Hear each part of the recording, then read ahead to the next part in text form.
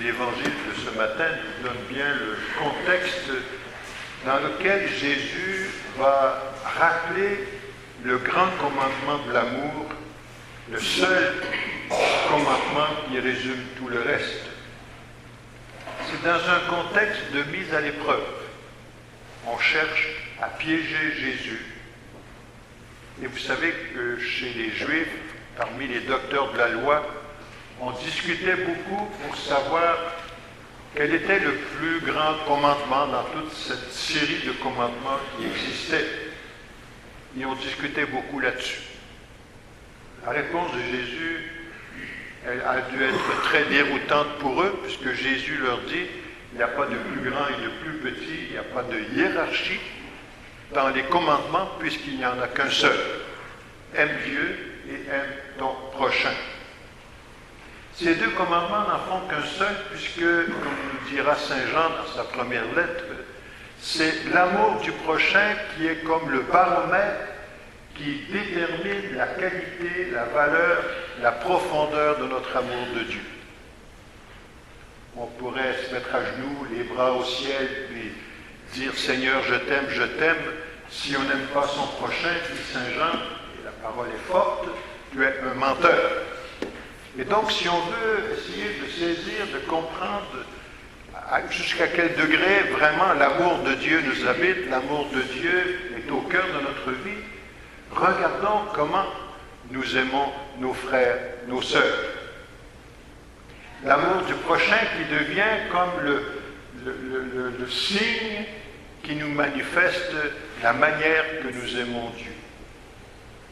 Nous sommes 2,5 milliards de chrétiens dans le monde. Imaginons 2,5 milliards d'hommes, de femmes, de toute race, culture, dans tous les pays du monde, si nous vivions à fond ce grand commandement de Jésus, de l'amour, la figure de notre monde changerait complètement. La figure de notre monde serait complètement bouleversée. Il n'y aurait plus de pauvres, il n'y aurait plus de gens abandonnés, etc. Donc, puisque l'amour, c'est ce qui génère la vie et qui est la source par excellence du vrai bonheur. Une romancière française a écrit un très beau petit livre, un beau roman il y a quelques années. C'est l'histoire d'un itinérant qui un jour vient porter au provincial des Jésuites un petit texte de 6 pages écrit à la main, où dans ces 6 pages, il est prouvé, comme 2 et 2 font 4, que Dieu existe. Et c'est la panique. Et elle veut montrer que si vraiment on était croyant, eh bien tout changerait. Alors, ce jésuite réunit les responsables politiques du pays, qui décide qu'il faut détruire ces papiers parce que si c'était connu, si c'était mis en pratique, eh bien, il y a un tas d'institutions qui devraient fermer leurs portes, etc.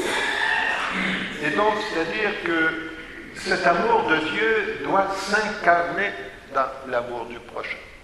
Aime Dieu de tout ton cœur, de tout ton esprit, et on pourrait reprendre la même affirmation, et aime aussi ton prochain. De tout ton cœur, de toute ton âme, de toutes tes forces, aime-le comme tu t'aimes toi-même. Fais aux autres, dit Jésus, ce que tu voudrais que les autres fassent pour toi. Et cet amour que Jésus nous demande, il nous l'explicite tout au long de l'Évangile, il est très exigeant.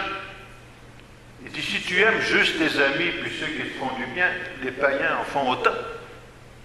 L'amour que Jésus nous demande, c'est un amour qui va jusqu'au pardon des offenses, à l'amour de ceux qui nous font du tort, à ceux qui nous nuisent, va jusqu'à aimer nos ennemis et à répondre à des gestes malveillants par des gestes de bonté.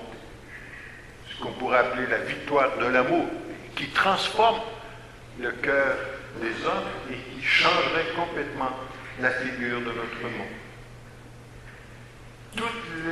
Jésus dit, toute la loi, tous les commandements, tout ce qui est enseigné par la Bible nous conduit à cet unique commandement.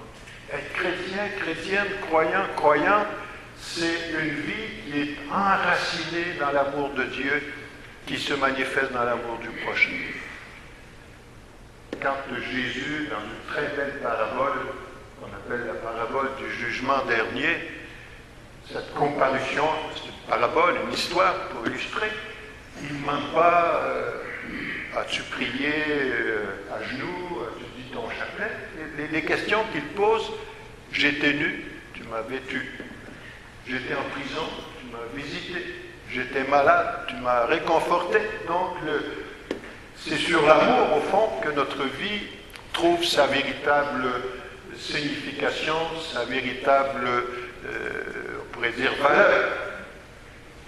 C'est ce que Jésus va reprocher aux pharisiens et aux docteurs de la loi, de remplacer la loi de l'amour par l'obéissance à des commandements, à des ceci, à des cela.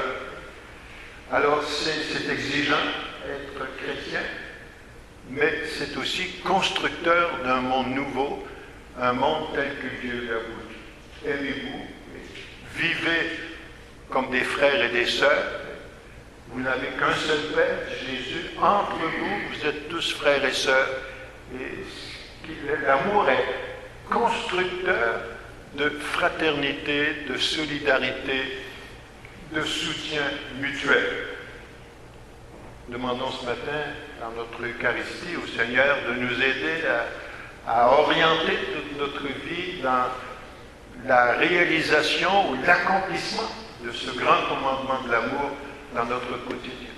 Il ne faut pas chercher des choses exceptionnelles. Jésus a raconté la belle parabole du bon samaritain lorsque un docteur de la loi lui demande « Mais mon prochain, c'est qui ?» Et Jésus dit « Ton prochain, c'est celui qui est là à côté de toi aujourd'hui.